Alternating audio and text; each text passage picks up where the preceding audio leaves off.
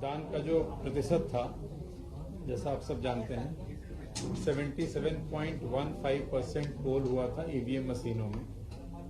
और जब हम उसमें पोस्टल बैलेट जो आए थे उनकी संख्या जोड़ते हैं तो जो मतदान का प्रतिशत है 2023 विधानसभा का वो 77.82 होता है, 77.82। जो पिछले विधानसभा चुनाव में हमारा जो मतदान का परसेंटेज था वो 75.63 था। तो पिछले विधानसभा चुनाव से जो मतदान का प्रतिशत है वो 2.19% ज्यादा है, 2.19% ज्यादा मतदान हुआ। जो अधिक मतदान और कम मतदान वाले जो विधानसभा क्षेत्र रहे, सबसे ज्यादा मतदान प्रतिशत जो रिकॉर्ड हुआ वो सैलाना में हुआ, जहां पे 90.10% वोट हुआ। और जोबट विधानसभा में सबसे कम मतदान हुआ जो 54.37% हुआ। इसी तरह से यदि हम जिले को देखते हैं तो सिवनी जिले में सबसे ज्यादा मतदान हुआ जो 86.29% था, और अलीराजपुर में सबसे कम मतदान हुआ जो 61.81% था। तो ये वस्तु स्थिति मतदान की थी। मतगणना के बारे में जिसके लिए आज आपसे चर्चा के लिए हम लोग आए हैं और ये बात कर रहे हैं, मतगणना 3 तारीख को है। ये 52 जिला मुख्यालयों पे मतगणना होगी। मतगणना के सभी इंतजाम पुख्ता तरीके से तैयार कर लिए गए हैं। सभी 230 विधानसभा क्षेत्रों में भारत निर्वाचन आयोग द्वारा नियुक्त प्रेक्षक वहां पहुंच गए हैं। उनकी देख रेख में ये मतगणना 3 तारीख को होगी। स्ट्रांग रूम पूर्णतः सुरक्षित हैं। सभी स्ट्रांग रूम पे सेंट्रल फोर्सेस की व्यवस्था है। मैंने खुद लगभग 10 जिलों का दौरा करके इसको देखा है। कहीं पे बीएसएफ है, कहीं पे आईटीबीपी है, कहीं पे सीआरपीएफ है, कहीं सीआईएसएफ है। तो स्ट्रांग रूम पूरी तरह से उनकी सुरक्षा के अंतर्गत है, राउंड द क्लॉक। सभी जगहों पे बाहर में स्ट्रांग रूम के बाहर एक स्क्रीन लगी हुई है और वहां पे उस स्क्रीन पे सीसीटीवी कैमरे के माध्यम से लाइव फीड उनको मिल रहा है, वो लोग देख पा रहे हैं। जो राजनीतिक दल हैं उनके प्रतिनिधि भी वहां बैठे हुए हैं। मैंने जहां जहां गया उनसे भी चर्चा की और सभी लोग व्यवस्थाओं से संतुष्ट हैं। निर्बाध विद्युत आपूर्ति सुनिश्चित रहे मतगणना के दिन, इसके लिए बिजली विभाग को, ऊर्जा विभाग को बताया गया है, उनको लेख किया गया है। और अभी भी विद्युत आपूर्ति में कहीं कोई बाधा नहीं है। और वैकल्पिक व्यवस्था के लिए उसके लिए हमारे पास व्यवस्थाएं रहेंगी। जनरेटर की व्यवस्था है और अभी जो सीसीटीवी वगैरह है उसके लिए भी इन्वर्टर और यूपीएस के माध्यम से उस पर कार्रवाई वो जारी है, उसमें कहीं कोई दिक्कत नहीं है।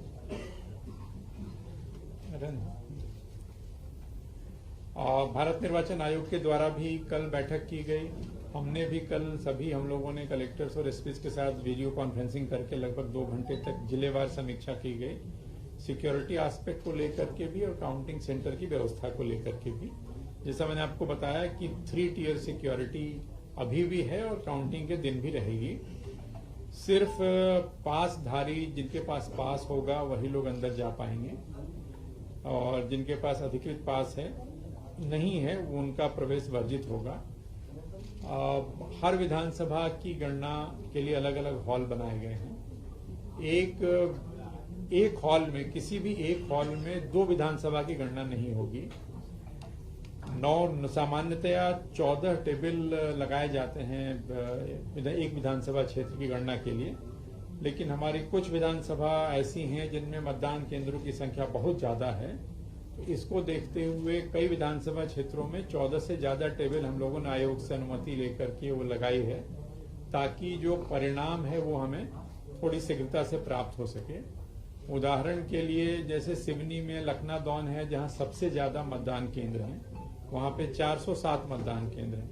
तो यदि 14 टेबल सामान्य प्रक्रिया के तहत 14 टेबल से आप काउंटिंग करते हैं तो काफी वक्त लगता है, तो वहां हम लोग 21 टेबल लगाएंगे।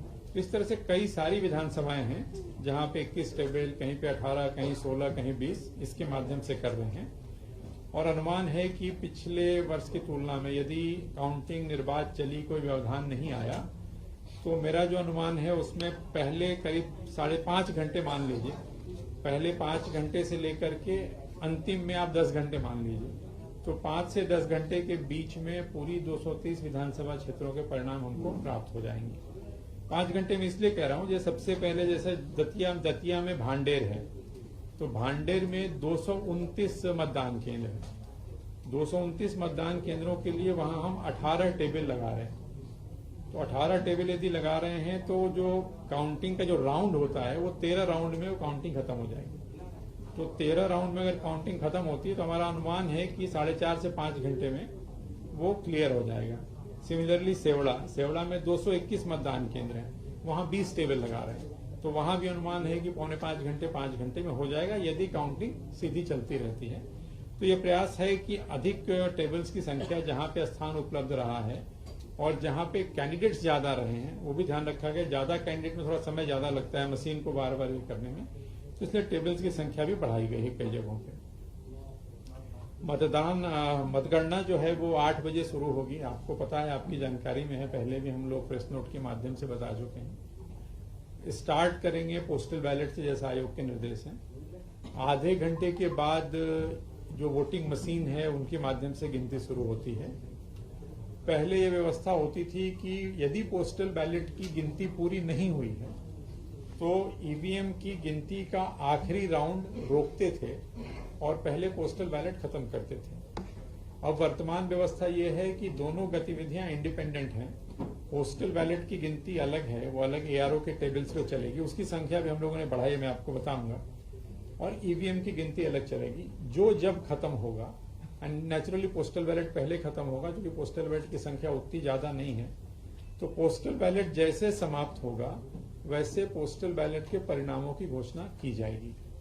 ऐसा नहीं है कि पोस्टल बैलेट के रिजल्ट्स को रोक करके रखा जाएगा।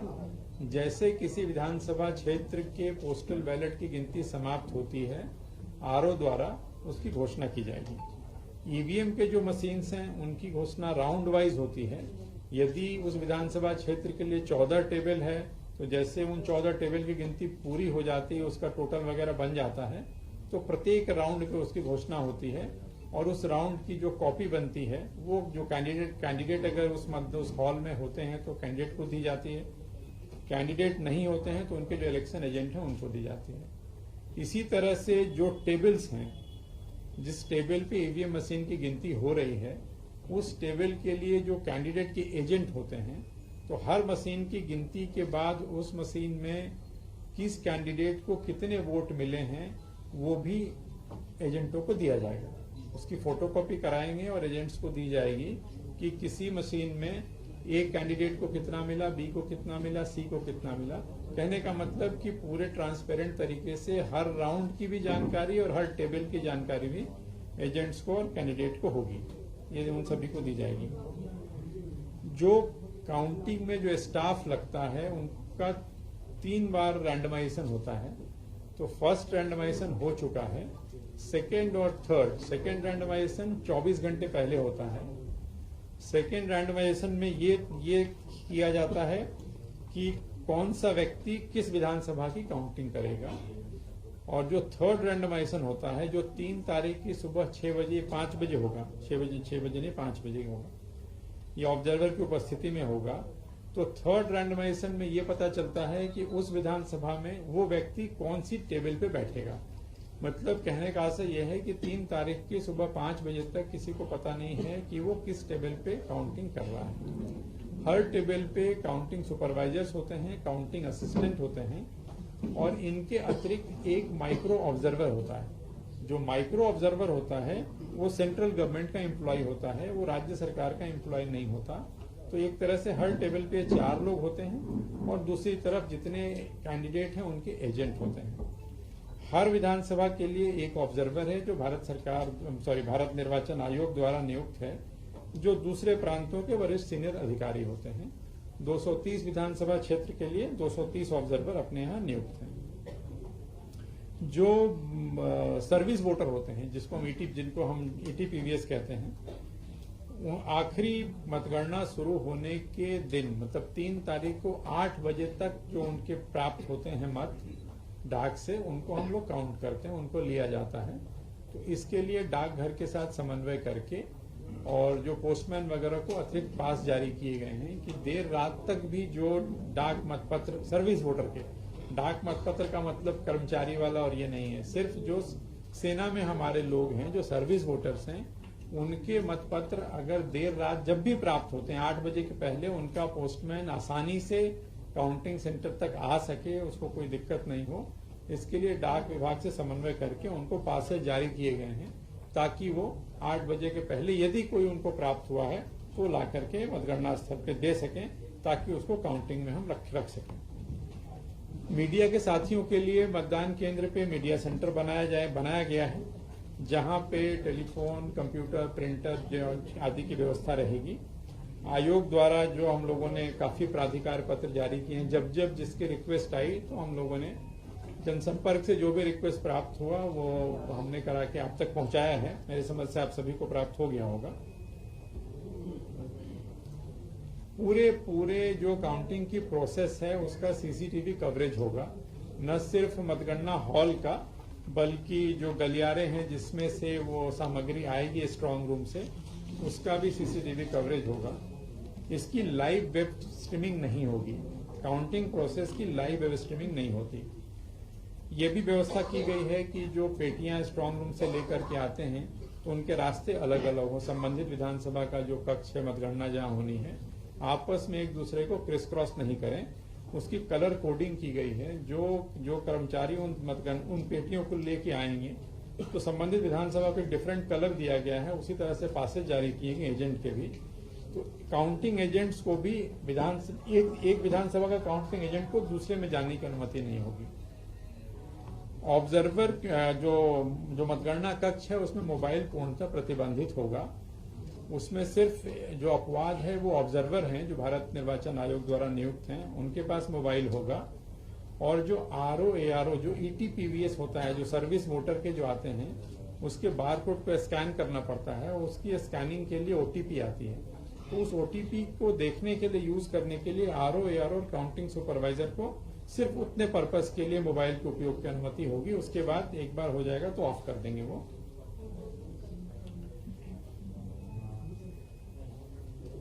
जो पोस्टल बैलेट से जो मतदान हुआ है मध्य प्रदेश में, हालांकि इसकी जानकारी हम लोग आपको पहले दे चुके हैं, फिर भी आपको पता है कि इस बार होम वोटिंग की बात थी 80 वर्ष से अधिक उम्र के लोगों के लिए और हमारे दिव्यांग साथियों के लिए जो दिव्यांगता जिनकी 40% से ज्यादा थी।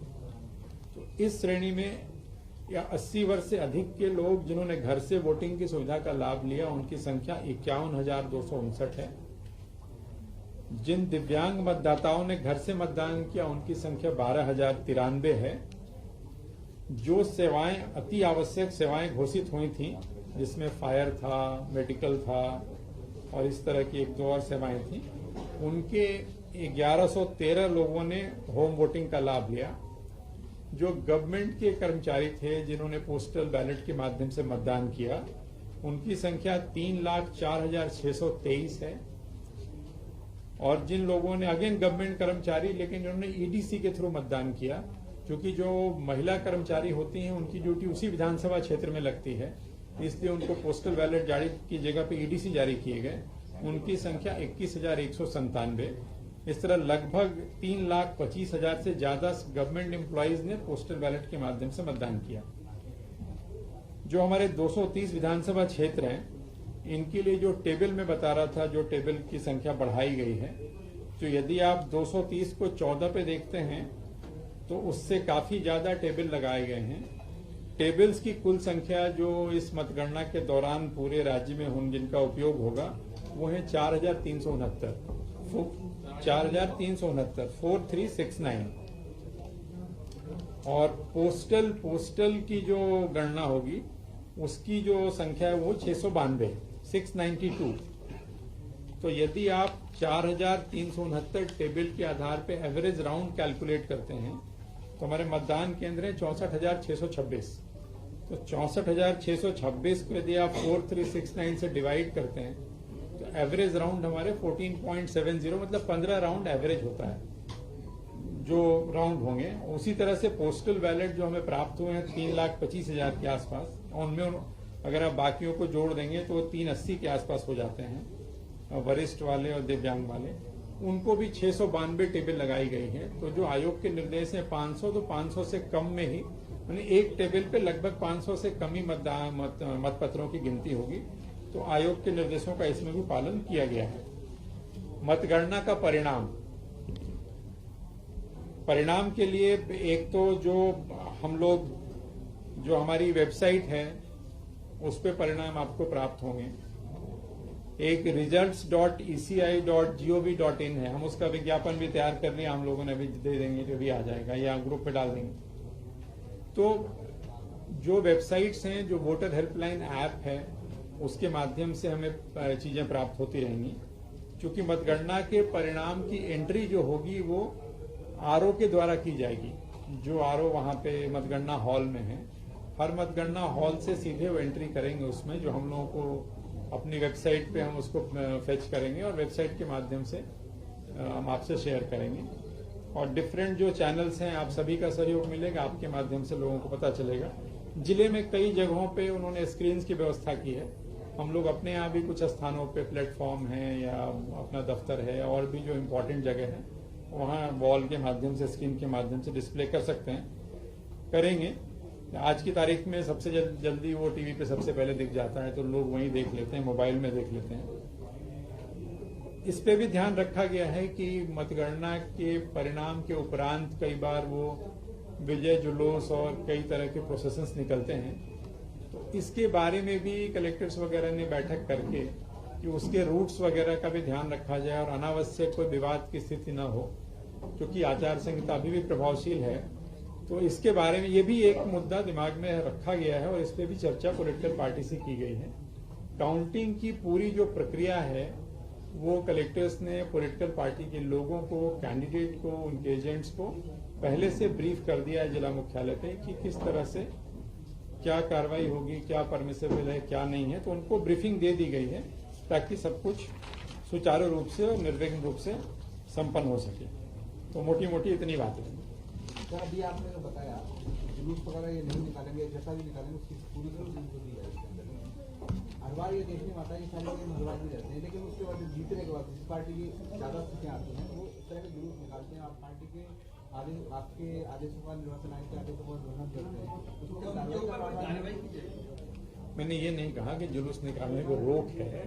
मैंने ये कहा कि ये जो मुद्दा है, जैसे आपने कहा कि कई बार इससे अप्रिय स्थिति निर्मित होती है, तो इसका भी ध्यान में जिला प्रशासन इसको रखे। कलेक्टर एसपी से चर्चा जो कल हुई उसमें कहा गया कि इन बिंदुओं का भी ध्यान रखें और वो लोग ऑलरेडी पॉलिटिकल पार्टी से संपर्क करके बात करके एक सहयोगात्मक रवैये के साथ कि ये रूट अवॉइड करना चाहिए, इधर नहीं जाना चाहिए, तो कार्रवाई वो लोग कर रहे हैं।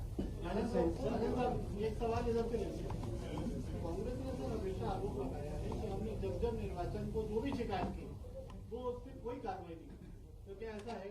नहीं, ऐसा नहीं है। हाँ, अब आपको कल दूसरा पूछ लो। दूसरा सर, अभी तक पेड न्यूज के मामले में कोई कार्रवाई हुई क्या मध्य प्रदेश? मैं काउंटिंग नहीं, मैं काउंटिंग की व्यवस्थाओं की जानकारी देने के लिए बैठा था। बट एनीवे, कांग्रेस मतलब जो आप कह रहे हैं, जो भी शिकायत प्राप्त हुई है, जिस पार्टी से भी हुई है, डेफिनेटली कांग्रेस पार्टी से ज्यादा प्राप्त हुई है। तो जो भी शिकायत जब भी प्राप्त हुई उसका तत्काल परीक्षण कराया गया और जिसमें भी तथ्य थे उस पर कार्रवाई की गई, जहां नहीं थे अवगत कराया गया। मैं उदाहरण से इसको नहीं बताना चाहता, लेकिन चूंकि जैसे कल की घटना मान लीजिए कि एक प्राप्त हुई कि रीवा में आईटीबीपी हटा करके और साहब स्टेट की पुलिस लगा दी गई। रीवा एसपी से बात हुई, रीवा कलेक्टर से बात हुई, तो ऐसी कोई कार्रवाई नहीं हुई है। हम इसको प्रचारित नहीं करते, लेकिन जो भी आता है उसको दिखाते जरूर है, जांच करते हैं, फिर उसका उत्तर भी देते हैं और कार्रवाई भी करते हैं। लेकिन बालाघाट मामले में एक सेकंड, पेड का आपने पूछा, पेड न्यूज के मामलों में कार्रवाई हुई है। एग्जैक्ट मैं भी आपको तत्काल नहीं बता पाऊंगा, लेकिन पेड न्यूज के नोटिस भी जारी हुए हैं और कई प्रकरणों में उसका खर्चा भी जोड़ा गया है। बट एग्जैक्टली अभी मेरे पास अभी नहीं है।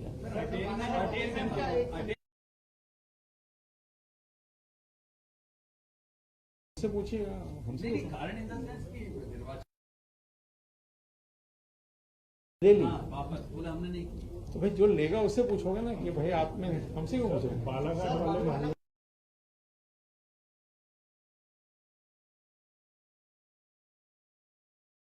व्यक्तिगत रूप से आपका भी इस मामले में आरोप है। नहीं। कलेक्टर को बताया। बालाघाट मामले में जो भी घटनाक्रम है वो सबकी आपकी जानकारी में है।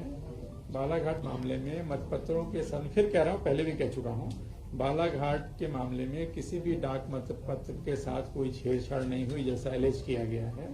कोई डाक मतपत्र खोला नहीं गया है, किसी भी डाक मतपत्र की गिनती नहीं हुई है। जो त्रुटि हुई, जो लापरवाही हुई, उसके लिए वहां के एआरओ और आरओ को सस्पेंड किया गया।